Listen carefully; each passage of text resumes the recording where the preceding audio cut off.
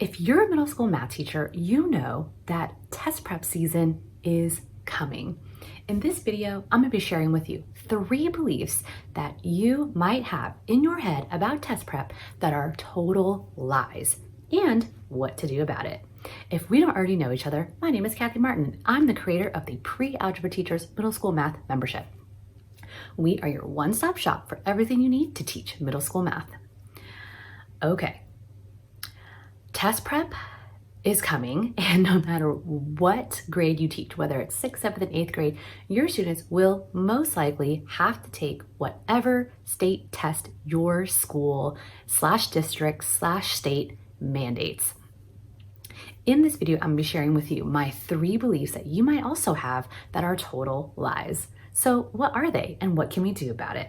Okay, belief number 1 is that you have to only use the previously released test questions as test prep. I've had so many teachers print out previously released test questions, give them to their students, and that's it. It's so boring. What you can do instead with those previously released test questions is actually teach your students strategies using those test prep questions so that they can go into the test with an actual game plan and feel confident that no matter what type of question that they're going to answer, or no matter what type of question they're going to get, they feel good about what to do.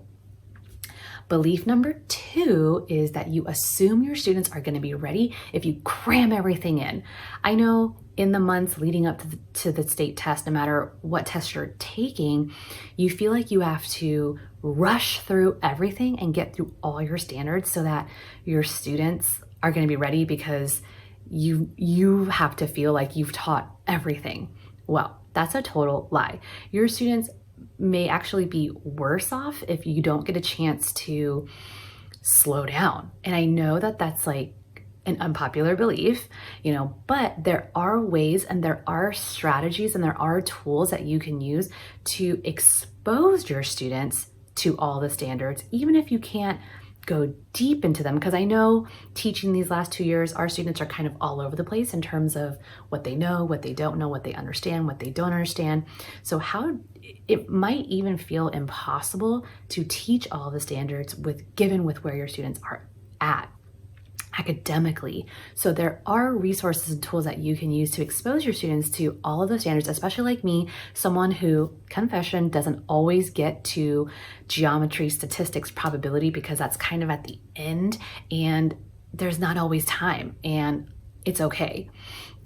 Belief number 3 is believing that your test prep has to be boring.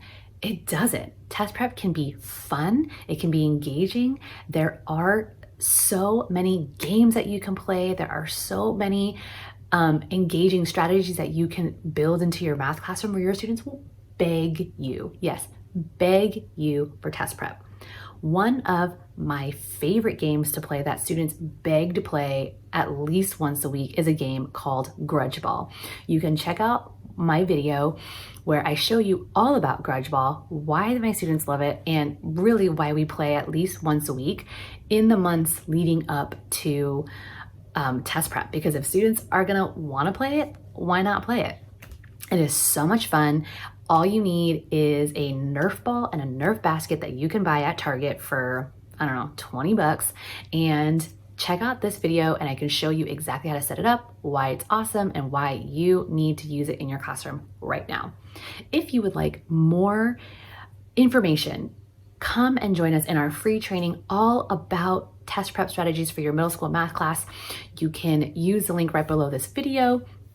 Sign up, it's totally free. You will walk away learning what new strategies that you can use in your classroom. You'll walk away with an hour of professional development and freebies galore. It's an awesome training and I'd love to see you there.